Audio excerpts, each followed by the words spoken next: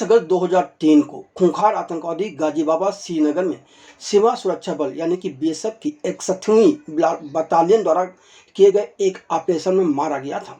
इस अभियान का नेतृत्व बीएसएफ के तत्कालीन commanding officer Narendra D Dubey ने किया था। गाजी बाबा मारा गया था मगर नरेंद्र डी दुबे बुरी तरह से घायल हो गए थे। उनके कंधे, बाजू और पेट में कई गोलियां लगी थीं।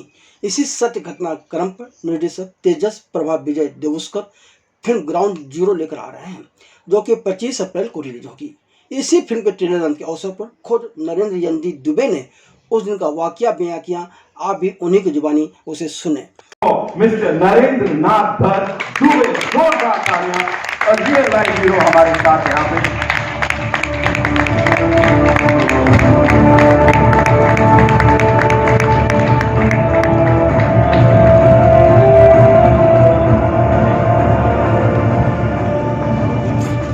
सर, सबसे पहले तो थैंक यू सो मच एक एक भारतीय की तरफ से, एक एक इंसान की तरफ से जो कि यहाँ पे इस वक्त है।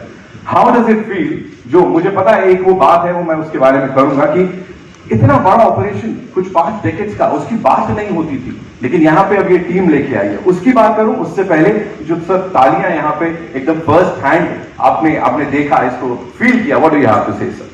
हेलो, आवाज आ रही है? बिल्कुल आ रही है। थैंक यू टू एवरीवन जो आपने इतने अच्छे मौके पर सब लोगों ने इवेंट अटेंड कर रहे हैं।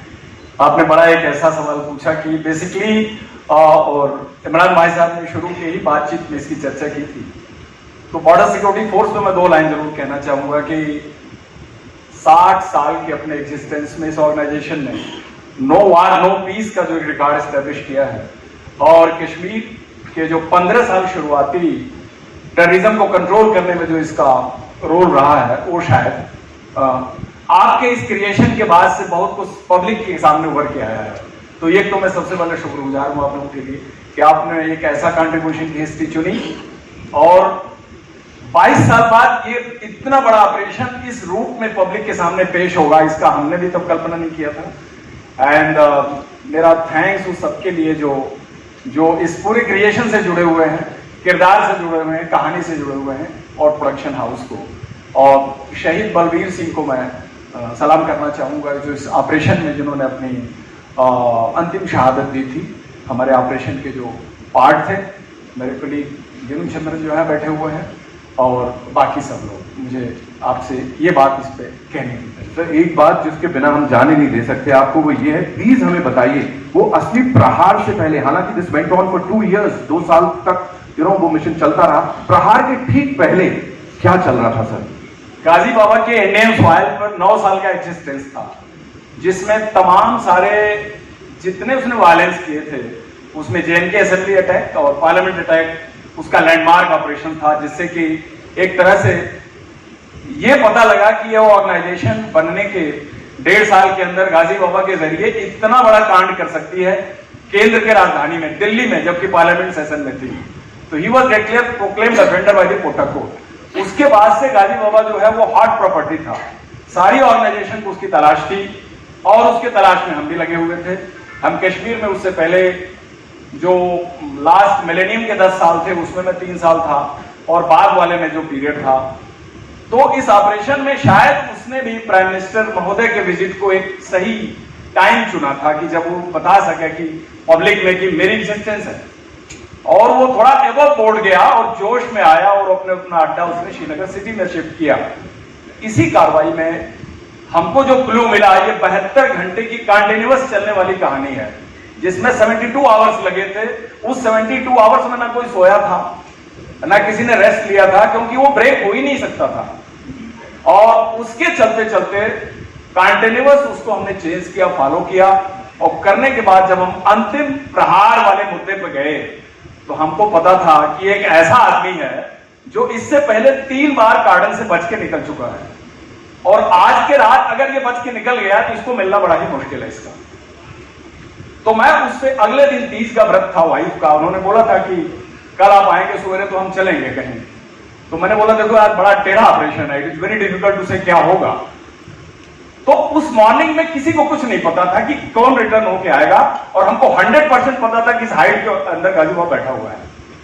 तो वहां पर कुछ विड्रॉल, पीछे हटने, सेकंड थॉट का सवाल ही नहीं था। वो एक अपॉर्चुनिटी थी जो एक ही बार मिली थी और हमने पूरे शिद्दत के साथ उसे पूरा करने की कोशिश की और ये सफलता पूरे बॉर्डर सिक्योरिटी फोर्स और बीएसएफ के नाम है। क्या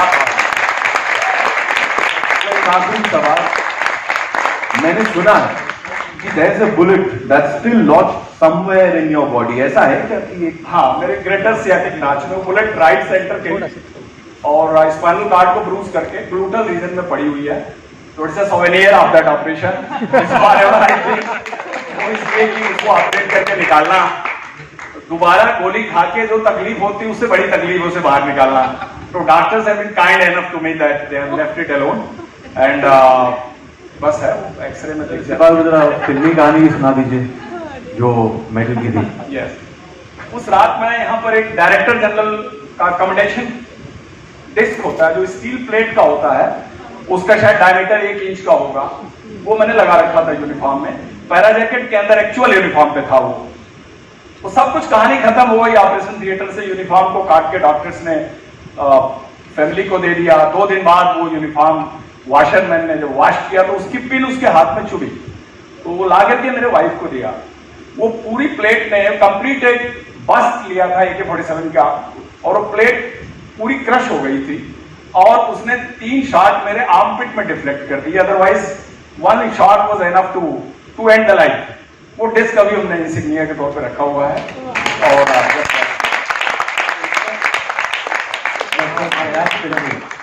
That's filmy. आपको याद है ये जब हमने फर्स्ट टाइम नरेट किया था आपको, आपने कहा ये बहुत अच्छी कहानी है बट वो लास्ट का थोड़ा फिल्मी लग रहा है। तो प्लीज वो प्लेट का जहाँ पे नहीं है। बुलेट लगती है वो तो it's not palatable for the audience at all, but director general hospital में जब मुझे देखने आए लेट श्री अजय राज शर्मा जी, तो उनको आईजी ऑपरेशन ने थोड़ा सा एम्यूजमेंट के लिए कहा सर कि इस मेडल को देखने के बाद लगता है सर आपको हर बीएसएफ वाले को मेडल देना चाहिए।